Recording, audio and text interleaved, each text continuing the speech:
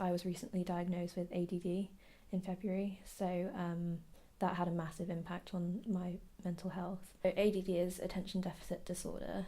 It's not the hyperactive kind, obviously, so I have quite bad concentration. Before I got diagnosed, I just couldn't concentrate, I couldn't focus.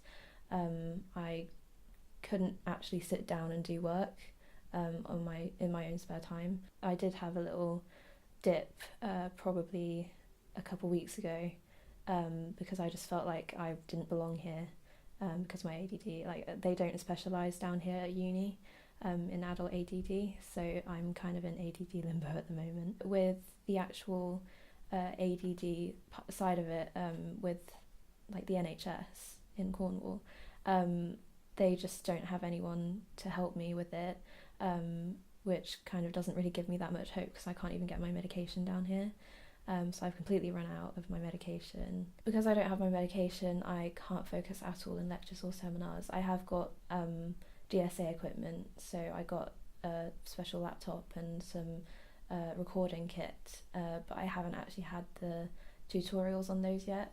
So I need to try and work that out myself. I was really surprised that there was no help or support, especially with the NHS, because I thought that everywhere would be supporting ADD. They said that they support children who have ADD, but just not adults. Because I was getting the DSA equipment, I expected there to be support for every single learning difficulty, but there just isn't. My name is Ben Wright and I've got ADD. ADD is kind of like attention deficit disorder.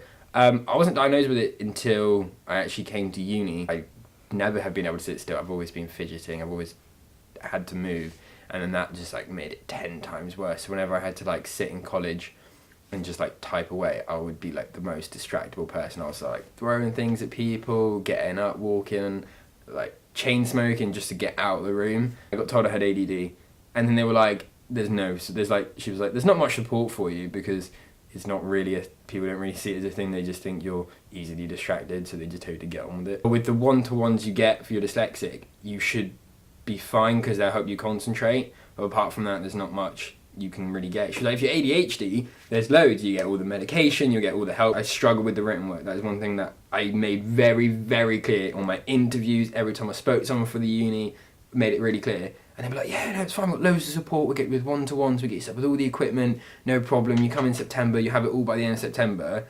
I got half the technology and the programs and stuff a couple of weeks ago.